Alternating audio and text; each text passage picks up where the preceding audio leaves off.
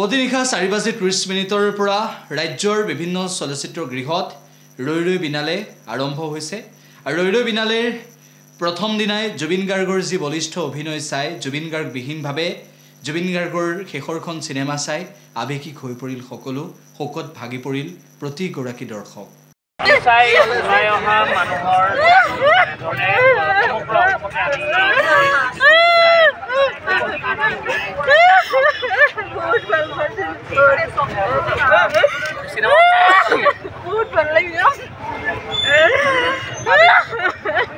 কি কম ভাষা নাই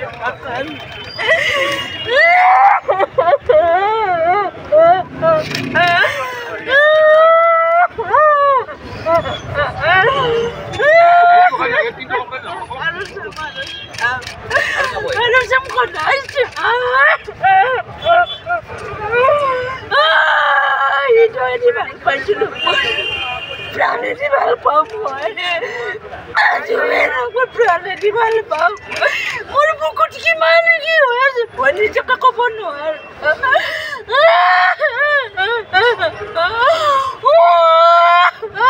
কেনেকে ভাত খাইছো কেনেকে টোপনি মাৰিছো মই নিজে ক'ব নোৱাৰো মোৰ হাজবেণ্ডক তুমি পাগল হ'বা নেকি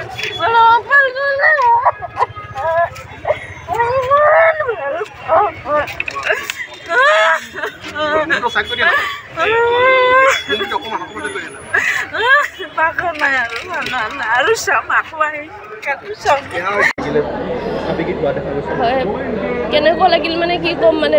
জুবিন দা আমাৰ মাজতে আছে তেনেকুৱা লাগি গৈছে আকৌ ঘূৰি আহিব আমাৰ মাজত এনেকুৱা লাগিছে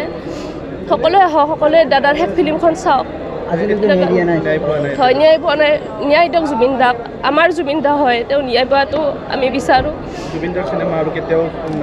কেতিয়াও যাবলৈ নাপাওঁ সেইকাৰণে কৈছোঁ অসমবাসী লাষ্ট ফিল্মখন অন্তত সকলোৱে আহি চাওক সেইটোৱে কি ক'ম আজি জুবিন দাই থাকিলে কেনেকুৱা লাগিলে ক'ব নোৱাৰোঁ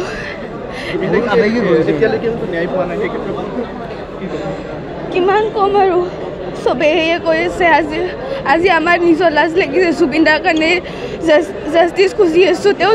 জাষ্টিছ পোৱা নাই কি ক'ম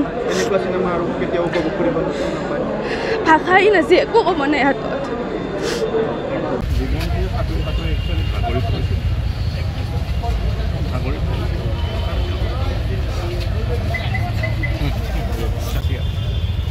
কেনেকৈ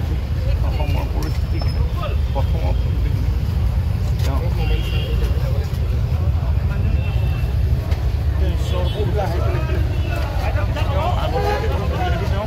বিশ্বামিত্ৰ দেওঁ গোটেইখিনি ইয়াতে কৈ থৈ চিনেমাখন চাই আপোনাৰ লাগিছে নেকি যে তেওঁ কথাবোৰ আগতে গম পাইছিল